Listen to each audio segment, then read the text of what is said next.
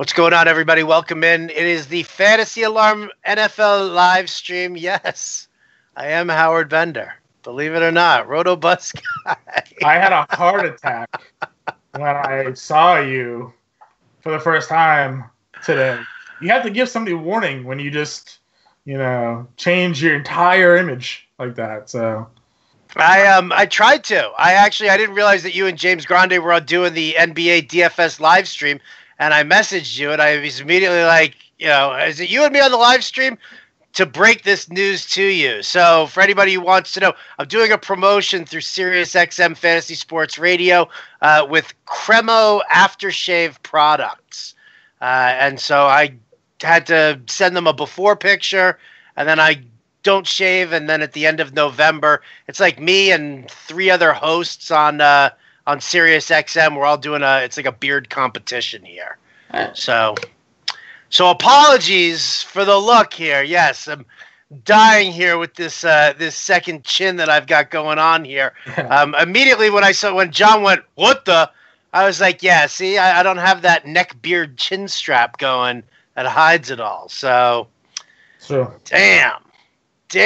Look at that. And already we got comments here in the chat room about it. So, yes, that's what's going on, people. Deal with it. This is what I look like without a beard. But I'll tell you this. Treadmill in use. Diet starts immediately after the fish run over Halloween. I can't go to Vegas for fish for Halloween and say that I'm going to be on a diet there. So as soon as I get back, November 4th, November 5th. Just thinking, if you get fit enough, then you can go back to eating all those peeps. And put it all back on. So. Oh, my Lord. So, all right. Well, in any event, we're not here to talk about how fat I am, how weird I look without a beard. It's true. We're going to talk football. Fantasy football for week 8. Do you want to talk fantasy football? Let's talk fantasy football. Let's talk DFS here. How about that? Yeah, that's fine. You want to start at quarterback? Start at the top? Let's do it, because you know what, guys? I'm going to run short on time here today because I got a million and one other miles to run to lose this look that I'm sporting right now. So, I said you're going to have to set the treadmill up so you can do live stream on the treadmill. I'm going to end up be doing live streaming on the treadmill. No doubt about it. So I looked at your watch list and I noticed, again, early look watch list. I do the QB coach. I didn't see Aaron Rodgers on your watch list this week. And I, for one, I'm a big Aaron Rodgers guy this week. I think he's my top quarterback. The Rams defense, without Talib and Peters, have been terrible. I know last week against Beathard, they were better. But he's going to have potentially a healthy Allison, a healthy Cobb. Both of them are practicing, could be returning. He himself says he's 100% healthy. His knees no longer an issue.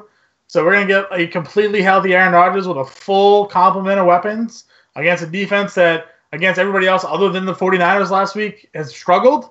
I don't know. I think Rodgers not only deserves to be on the watch list, but should really maybe be the top quarterback this week. He's probably the top quarterback this week. There's no question about it. Some of the obvious plays I just kind of leave out for the early look at the watch list. That's fair. I mean, am I watching Aaron Rodgers? No. I'm going to look and see, when I do the final playbook, I'm going to be like, of course Aaron Rodgers has to go there.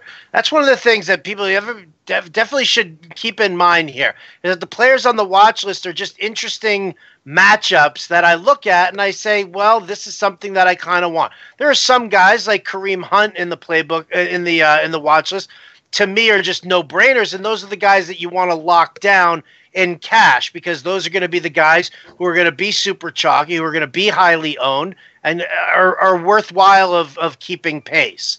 So it's not always like who the main play is. That's what the playbook's for. Yep. And yes, Aaron Rodgers will be in the playbook. I mean, it's a ridiculous matchup. I wasn't sure. And I saw it, and I understand where you come from with the playbook and the watch list. Two completely different things. They shouldn't be considered the same. And to be honest with you, you update the watch list as the week goes on, as more information. I have a feeling maybe that Aaron Rodgers may find his way into one of those updates. We'll have to see. I do love the Andrew Luck play. Like that he's in the watch list. He's also in the QB coach for me as kind of a top-priced option. He's thrown 4 touchdowns now in back-to-back weeks. 3 of the last 4 weeks he's thrown for 4 touchdowns. Last week against Buffalo, didn't throw nearly as much as he had been, but still the production's been there. 20 touchdowns on the year already. QB rating's high. Completion percentage is high. I'm not too worried about Andrew Luck anymore. I think he's what he was before. Do you agree? I can't say for certain that he was what he was before, because I haven't seen him really just try and air it out like he did before the injury. He's aired it out a couple of times. Listen, I'm totally fine with Andrew Luck. I'm not concerned about the shoulder. I'm not concerned about the strength. I do think that he's a fantastic quarterback. He's always been a fantastic quarterback. He's always had a good, strong arm.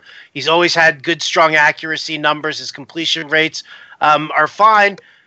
And everything that we saw with him last week with T.Y. Hilton, the fact that what impresses me the most, and this is the funniest part about it, for me at least, is his connection with Eric Ebron. That he's got that, he loves throwing to his tight end, and we've had to deal with the problems with the injuries to Jack Doyle, the two tight ends that they were using last year. So when I look at him and the way he's got Eric Ebron locked in, the way he's got T.Y. Hilton again locked in, the return of Marlon Mack, it just puts this whole offense into a whole different level. Returned to practice today in limited fashion, but they said there's potential for him to even suit up again on Sunday and make his return. So now you're talking about already what was one of his favorite targets and Doyle coming back. We know the threat that Ebron can be, and now they move him back into the slot, which you loved earlier in the year. Sure. Having those matchups, and then T.Y. Hilton on the outside, Mack being back and running really well and can also contribute in the passing game. So yeah, I love this, and you're getting against an Oakland team who seems to be in some sort of, turnover, whatever it is. They're trading away players. I know they're coming out of a bye, but still terrible defensively. So yeah, I'm a big Luck guy this week. I think he's in a good spot. Yeah, so much dissension in that Oakland clubhouse. It's like, how do you not do it?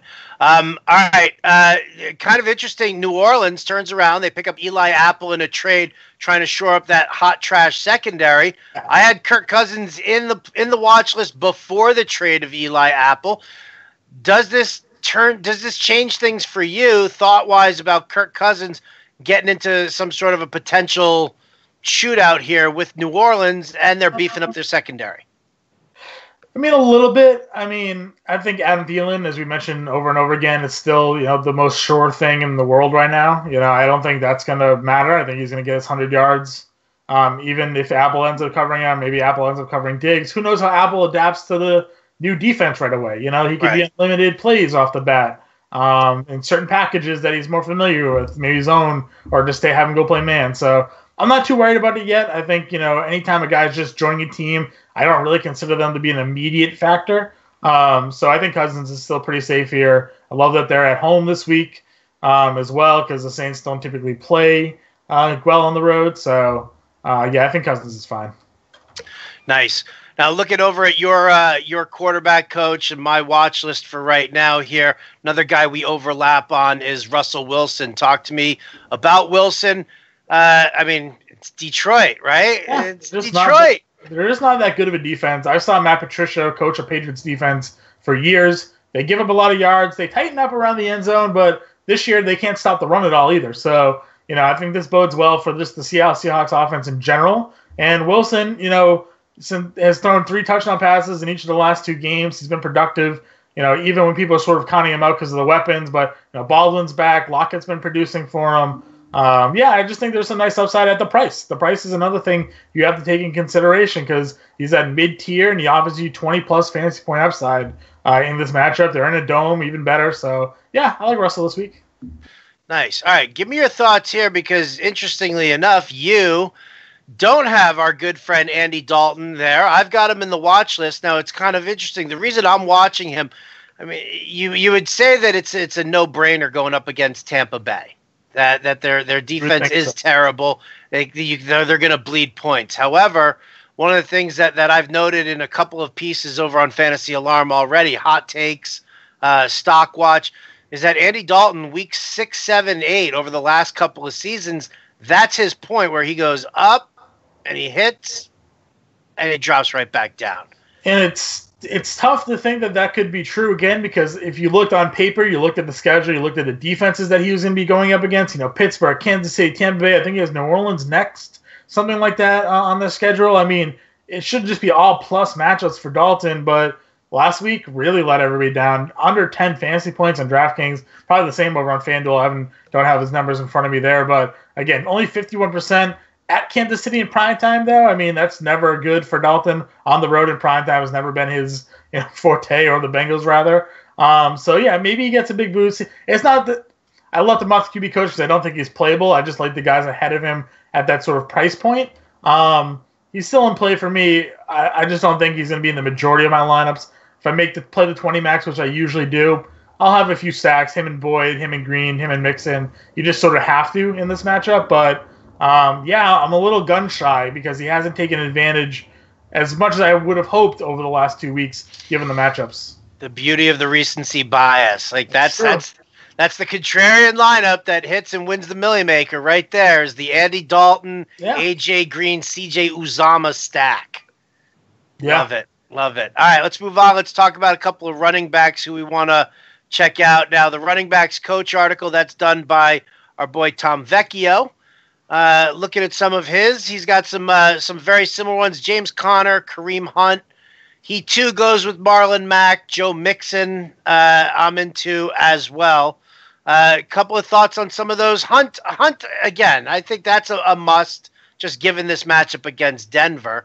But I mean, I dig Mack, as we said. I also kind of like Philip Lindsay here this week, especially with no Royce Freeman. Yeah, I mean, you're definitely Lindsay without Freeman. I mean, this is sort of the timeshare that they've been in all year, kind of always limiting each other's total upside. So, I mean, if you're going to get one without the other, that's the week to play them.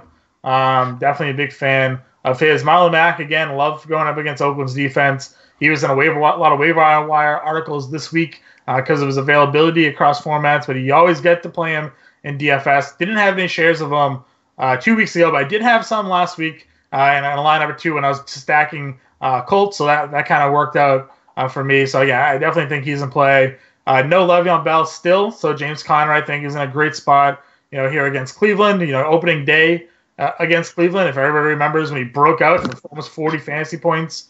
Hard to ignore that type of production. And I always think Joe Mixon is a game breaker, especially against Tampa Bay. I liked him more than I liked Andy Dalton. Okay, I can dig it. Got a question here over on Facebook. Mike Manzo, since we're talking some running backs here, he wants to know, this is it's not a DFS question, but is it time to start shopping Dalvin Cook?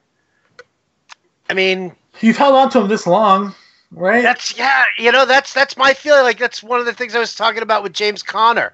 I just said to people, I'm like, at this point, what are you going to get for him? Like, what value are you really going to get if somebody actually believes that Le'Veon Bell is going to show up?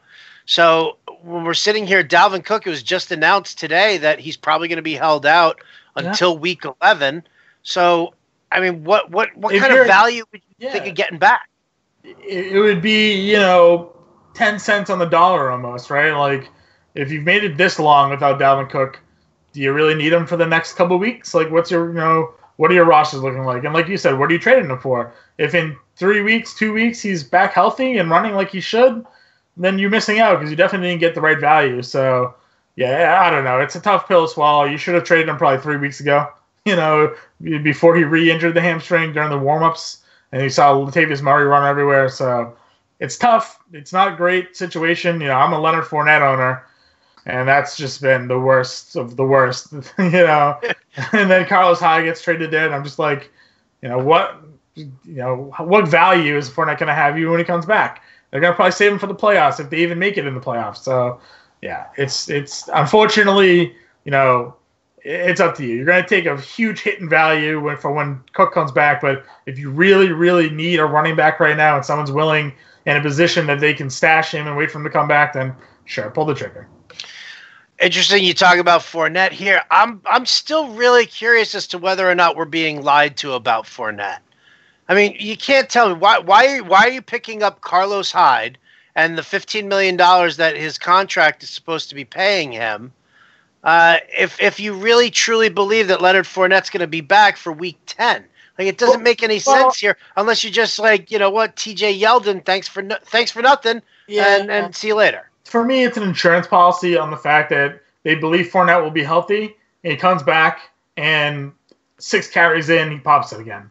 Then it's too late to acquire a guy like Carlos Hyde. Trade deadline's already passed. There's no caliber running backs like that back there. They don't have anybody backing up Yeldon if that wasn't end up being the case. Jamal Charles, if something happens to Yeldon, that would end up being your starting running back without Hyde. So for me, I think the Hyde trade was just a security blanket just in case Leonard Fournette comes back, re-injures himself, something happens to Yeldon, and they're not stuck with, Jamal Charles as their lead running back in the second half of the season. So, yeah, I'm not too, conspiracy theory here on Fournette. I think they believe he'll be back, but they want to make sure that they had something in their back pocket just in case.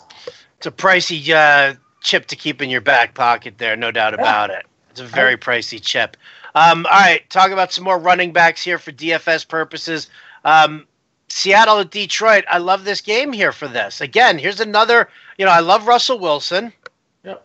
And we still saw what happened. Now again, Seattle's sitting here and they're pounding the ball on the ground. They're doing great things. That opened up everything for Russell Wilson last week. Threw a ton and 3 touchdowns, no picks on that. So I'm looking at that. I'm looking at the same game plan here, or at least try for the same game plan. And it comes down to whether or not it's Chris Carson or Mike Davis for you. I kind of went towards Carson here. What are your thoughts? Yeah, it should be Carson, right? I mean, he had 2 back-to-back 100-yard games for them, and then against Oakland, he had 14 for 59.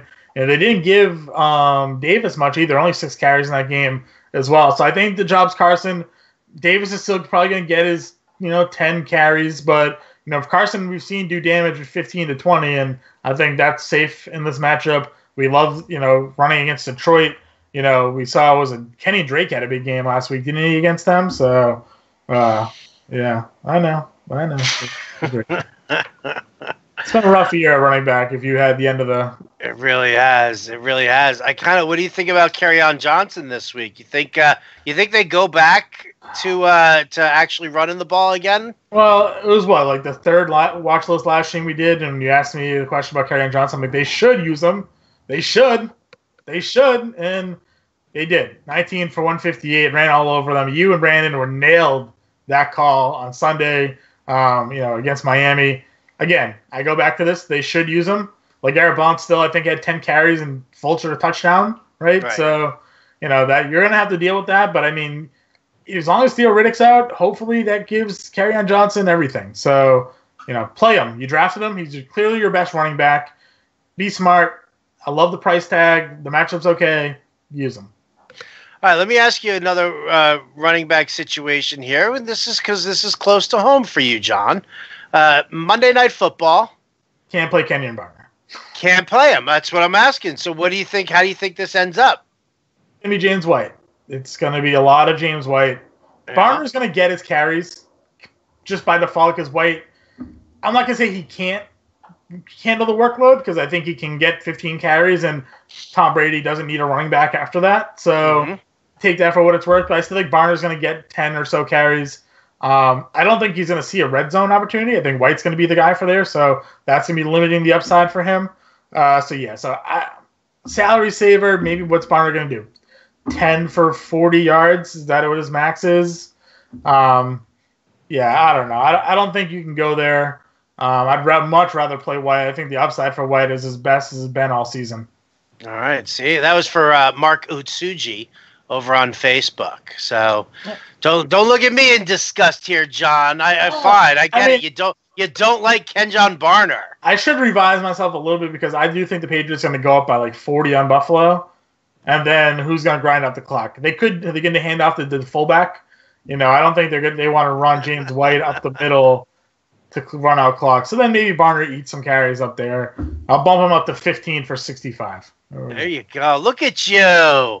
Look at you. You're so generous. I'm a little generous. I'm objective, so. Speaking of being generous here, you guys want the NFL Playbook Pro for free? How about that? Fantasy Factor is picking up your tab. Fantasy Factor, it's a single-entry DFS contest community, all right? So no sharks. You're not going up against these big 150 generated lineups. Just sign up for a new account, make your first deposit, and Fantasy Factor will give you the rest of the NFL season playbook for free. Plus, for a limited time only, Fantasy Factor will throw in the NBA Playbook Pro full season. Oh. Damn, right? Good deal. I read that right? Full season. That's a $400 value. We're just giving away. You know what? And I'll throw in a date with John and Pemba here as well. You have to ask my girlfriend first.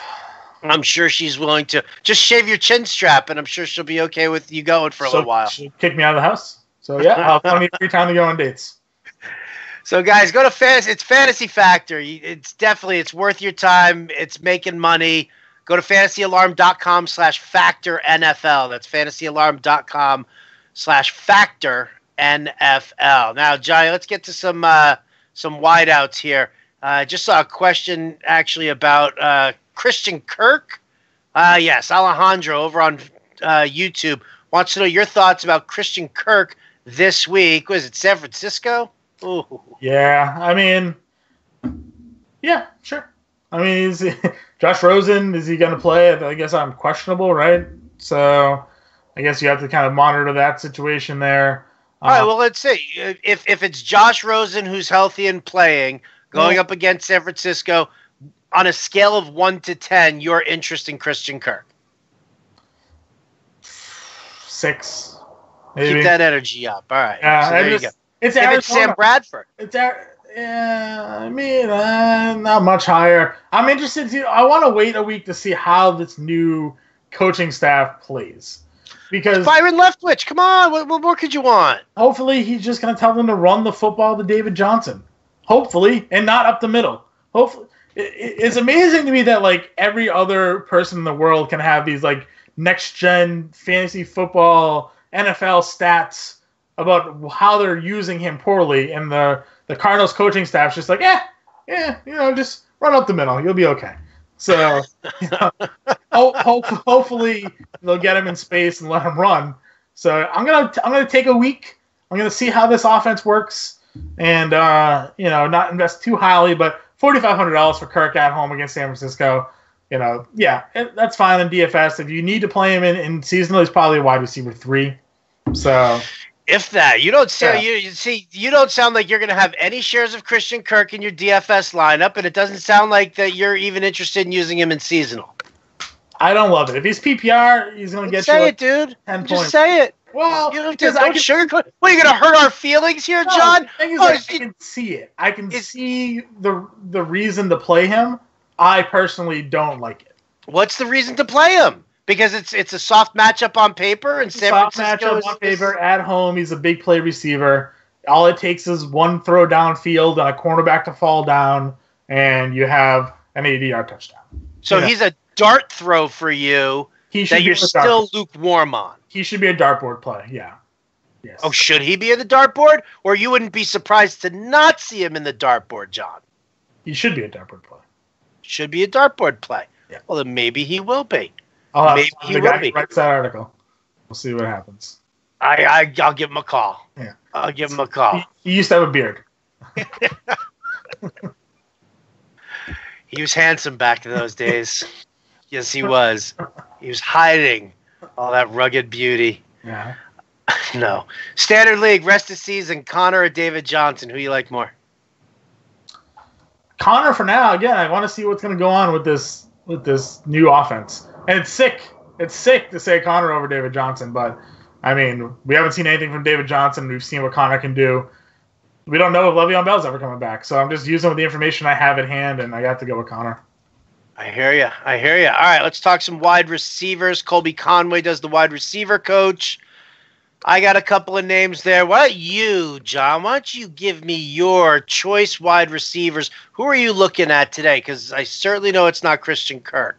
No, well, I mean, I talked about at the start how big I am on Aaron Rodgers this week. So for me, Davante Adams, I think he's going to just, I like to stack my quarterback with my wide receiver. If I'm going to go with a lot of Aaron Rodgers, I'm going to go with a lot of Davante Adams. 270 yards receiving and 3 touchdowns over the last 2 weeks, 28 targets. Even if the other guys come back, Cobb and Allison, the go-to here is still Adams. In this matchup, again, without Peters and Talib, the teams have been able to throw all over this Rams secondary, and I don't think they're going to stop Aaron Rodgers and Davante Adams from playing a little pitch and catch out on the field this week. No, listen, I'm totally locked in with that. I'm so excited about all my shares of Davante Adams that I have everywhere, and it's a matchup like this. And listen, Marcus Peters has been in the lineup too. That's the thing. I went back and I looked, and I was like, oh, okay. So over in Kansas City, Sutton was running a lot of zone defense there, and so Peters, every time he got burned, at least there was a safety coming over the top to kind of help him out, which made him look a lot better. And now you see him in all this man coverage for the Rams, and every time he gets burnt, I mean, again, I just have that image in my mind of C.J. Beathard just boom, rainbow to Marquise Goodwin right over the shoulders of Marcus Peters. So I definitely dig that. All right, Davante Adams, looking at some of the fringe guys there. Allison's going to be there. Cobb's not. Who do you like more between Allison and Valdez-Scantling? I think I want to go with Allison if he's healthy. I think they're going to kind of just slot these guys back into where they were previously. And Allison was a productive receiver before the injury, so I'm going to go back to him. Okay. I can dig that. Let's throw out a couple of names your way, see what you think. Who was talking to you and I about Maurice Harris? Or were you talking to me and Brandon about Maurice Harris? You and I were talking about him on like a Monday Showdown slate game. I think did he catch a touchdown in that game or something like that? It was when I think it was Washington versus who was it? Maybe New Orleans? It was New Orleans. And I honestly hadn't even heard of him, which I mean, everybody's talking about it. And I said it online. I'm like, who is Maurice Harris and why is everybody talking about him? That game he had 8 targets, 3 catches for 47 yards. I mean, I don't know. Jamison Crowder was already ruled out, right? Or just highly questionable. Yeah, Crowder's already going to be out. Well, the reason I ask you this is I'm curious as to your thoughts on people's rationale here. So just like what we were talking about with Maurice Harris as the number 3 wide receiver for Washington going up against New Orleans, which is where we all got turned on to Calvin Ridley, right? He's the number 3 offense, and the over-under's this, and blah, blah, blah, and whatever. So that didn't work out there with Maurice Harris going up against New Orleans in that matchup. Now we look back at the Atlanta-New York game, and it was Marvin Hall, and it was the exact same thing. So Marvin Hall, he goes deep. He gets his touchdown there, and now, boom, we're right back to where we were before. Maurice Harris, do you look at him and say, he could do this, he's worth the look again here, or is he going to burn you? I mean, you can't trust him to do anything. I mean, he's got a bigger role in the offense now, given the injuries than he had, heading into that New Orleans game. Obviously, that was week 2, but he didn't play in week 1. He didn't have any catches or targets in week 3, but now over the last 2 weeks, he's got 7 total targets, only for 25 yards. So it's not like he's burning anybody downfield. Alex Smith isn't a downfield quarterback. I don't like Alex Smith. So, and I don't like his receivers. So I don't know. Again, dart throw. He's $3,300 on DraftKings. It's like, it's free, but what are you going to get out of him? You need to get 10 points, and I don't know if that's there. I don't know if that's there either. Again, it's one of those things where you look at it and you say, do we try this again? It didn't work the last time. I got Ed at Ed Scala. He wants to know San Francisco defense playing Arizona this week, Oakland next week. Is this a cheap DFS consideration? I don't play bad defenses. Bad defenses still give up points to bad offenses, so I'm not on that. I am as well. And I think I talked about this on a show with Brandon at one point, where people were like all into the Miami defense in some weird matchup, and I was like, just because it's a good matchup on paper doesn't mean that Miami's defense is any good. Right. Yeah. They're not. So yeah, I'm not gonna go with San Francisco. I mean, not that it matters, but I think Sherman just got ruled out or is hurt. I mean, he's not any good anymore anyways, but I mean, just one less body on the field for them with any sort of, toughness, and no thanks. Just no. On the road too. I mean, don't do it. Don't do it. Don't do it. I'm with you. All right. One more wide receiver I want to ask you about. It's a question in the old chat. Someone you know, John, named Kara, wants to know, is Jordy Nelson any good? That's probably my sister, Kara. And, yeah, Jordy Nelson's good. Number one receiver now in Oakland with Amari Cooper. He's probably always the number one receiver. You know, what was Amari Cooper? Jared Cook maybe now the number one. Yeah, I think Jordy's in play. I don't like that offense anyways. I mean, Derek Carr has done nothing. If anything, I'm more interested in Martavis Bryant, who I have a thing for. So, you really do. He's going to bump into the number two receiver role. He's a downfield threat. So, I mean, I think there's some potential boom bust upside with him. So, yeah, I think it's fine. It's not great. I like it better now that Coop is not there. So, sure, Jordy's okay. All right, give me your thoughts here on this Oakland team right now, because the rumor mill is churning that Derek Carr has got fractured relationships all over that locker room there. He could be the next guy sent out by John Gruden, which surprises me because Gruden's always loved Derek Carr like ridiculously. Yeah. What does that do to the structure there in Oakland? And I mean, is this just a team that's giving up? Well, I think Gruden loved Derek Carr from his workout in shorts for the draft prep, and you watch all the tape and they think, but now that he's coaching him and he sees what he's like actually on the field and how he runs the team and in the huddle, and you get a better look, I think, at a player. And if I'm Gruden and I pretty much have that contract for life, I'm trading off everybody and getting as many draft picks as I can, let the Raiders be bad for 2 years, and then they go to Las Vegas in 2020 or something like that, and build up the Las Vegas Raiders with all these draft picks that you have and make them good then. So could you imagine that? Could you imagine Gruden walking into Vegas with the Raiders built like the Rams are built right now? Yeah, it's with possible. That youth and that talent and just ready to go. Yeah, I mean, I just think they're going to be bad this year. They have the first round picks to build it. And yeah, I remember when the Rams drafted Goff and he was terrible as a rookie, and everyone's like, oh, what a bust, and then McVay and everything came together, and all of a sudden, Gurley's the best running back in football. Goff is a great quarterback. They stole Robert Woods from Buffalo, who's just was a nobody over there, and now he's a number one receiver. Drafted Kupp. They took Brandon Cooks. I mean, offense is an absolute wagon. All it takes is the right draft picks, right drafting. Gruden's going to build his own team, and I think this is the beginning of it.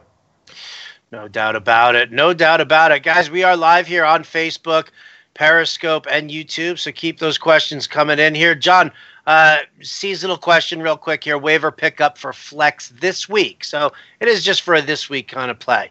Danny Amendola or Jalen Richard? Richard. Without I mean, I'm assuming PPR. I don't think did they leave that in the comments at all? Nah. I'm going to assume it's PPR, and I would go with Richard. With Marshawn Lynch ruled out, placed on IR rather. Richard's already seeing a pretty good role in that offense as the pass-catching back. I don't know what Doug Martin has left, and not that Richard's going to really run the football, but maybe they give him a couple more carries, and if he can get into space, he can break a long run. So, yeah, I'm on the Richard train there. Okay, Andy Hannon over on YouTube wants to know, Watkins, is he doing anything against Denver, John? Yeah, I mean, it's hard to go against what Patrick Mahomes has been able to do with that offense. I think every receiver is really in play, and we've seen Watkins. I think he had a good game in that previous matchup. Nope, did not. I want one target. I lied. But he's been solid since then. 4 catches, 74 yards against Cincinnati. It's always great being on live streams when you make a call and you're dead wrong. It's okay. Jacksonville, he had a good game. So I like Watkins. I like everybody in this Kansas City passing offense, so sure. If you got to play them, I don't have a problem with it. I love that they're at home as well. It just gives the added advantage. All right. Now, let's finish things off here. Tight ends for DFS this week. Man, this position just blows. It just blows in the worst way possible here. Yeah, I'm paying up at tight end, I think, this week.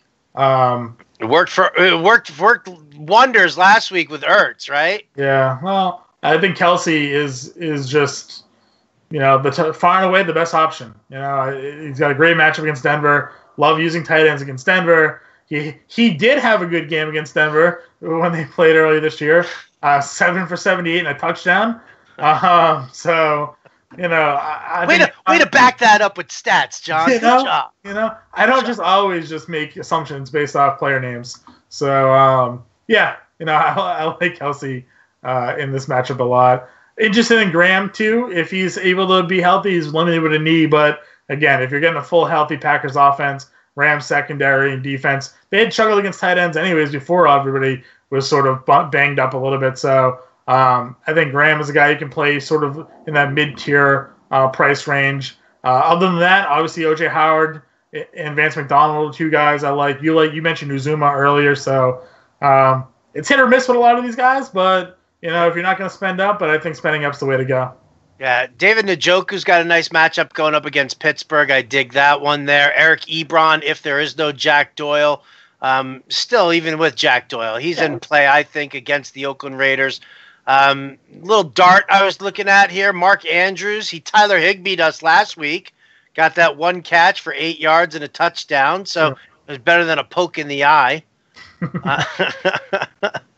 I don't know. I mean, it just doesn't. I just don't know if Hunter Hurst is really going to, or Hayden Hurst is really, if this is a guy who we really want to watch this year. I mean, it's not. Doesn't look like it's clicking. He was a sleeper heading into the year. A lot of people liked him because Flacco loves throwing to the tight ends, but then they gave Flacco 3 competent receivers, and they doesn't need to throw to the tight end anymore. So. Yeah, I don't know. I guess Andrews could be a dart throw. He's going to be on the board, but I'm probably not going to go any lower than maybe Jesse James because he had 7 targets last week, or week 6 rather, before the bye. If you want to pivot off of Vance McDonald, was probably the more upside play, chalkier play of the game, but James still could poach a touchdown there, here and there. So, what about? I'm getting a question about Chris Herndon. 2.8. He's 2,800 on DK. Touchdowns in back-to-back weeks. Yep. Bears. I don't even know what the Bears coverage numbers look like against the tight end position. Yeah, they're allowed. They're middle of the pack. Allowed the 15th fewest fantasy points. So yeah, middle of the pack. Nothing great. Those numbers are also helped by the fact that they didn't have to face Gronkowski last week. So no tight end in New England did anything last week. Dwayne Allen, I think, saw 1 target. Shocker. Yeah, right. So, Herndon's fine. He's had a role in the offense. Loved the 7 targets last week. Got the touchdown. That's fine. $2,800 on DraftKings. Do it if you need a salary saver. Tight end's a position more often than not that you can almost punt. We'll say. There's only so many few players that actually produce. If you're not spending up, take a dart at somebody that's cheaper and spend up elsewhere. Like go get Todd Gurley in your lineup. Every week should start with Todd Gurley, and build around it. So and Adam Thielen. Yeah. And then figure out the value there because every week there's value to play. So. All righty. All right. Well, that's going to do it for us, guys. The DFS watch list. It's over at fantasyalarm.com. You can check it out. I'm going to be doing some updates on that late tonight, early tomorrow morning. Get you guys ready for the Thursday game. John, let's just real quick here on the Thursday game. I got 2 narratives here. We've got the Brock Osweiler revenge game narrative going up against one of the worst pass defenses in the league.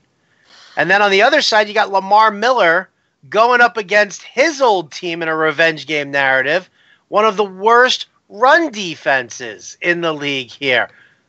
Who you got? Who's your better bet here? Is it Brock in the captain's chair, or is it going to be Lamar Miller? I'm going to go with Lamar Miller just based off the fact that last week he had a huge game too. So hopefully Houston realized, hey, Lamar Miller is actually not a bad running back. Maybe we should use him more and take advantage. And hopefully they also watched any highlights of what Kerryon Johnson just did last week. If not, I'll send some Twitter, YouTube videos their way, and they can see just all of the open holes and lanes that Johnson was able to run through. So yeah, give me Lamar Miller. I don't believe Brock Osweiler is a good quarterback. I can't believe it. Right? Is he better? I don't know. Man, what did he do 2 weeks ago? 380 yards against the Bears. I mean, that wasn't really that though. I mean, Albert Wilson ran like a 90-yard out play, screenplay or whatever it was. And he's actually on IR now, so it doesn't even work for you there. So That's going to do it. All right, that's going to do it for us here on the DFS live stream, guys. Again, Brandon, Marianne Lee, and I will be in tomorrow at 7 p.m. Eastern, right before game time there. We're going to break everything down, answer some of your start-sit questions as well. You can hit us up in the chat over at fantasyalarm.com. John floating all over the place here. NBA, NFL, NBA. Everywhere. Catch him everywhere. Well, see, that's why I like multi-sport athletes, John. Well done. Thanks. Well done. All right. Well, that's going to do it for us here. Big thanks to Steve Pimental, our producer for today. And this has been for John and Pemba. I'm Howard Bender. This has been the Fantasy Alarm live stream. We'll catch you next time. Go Red Sox.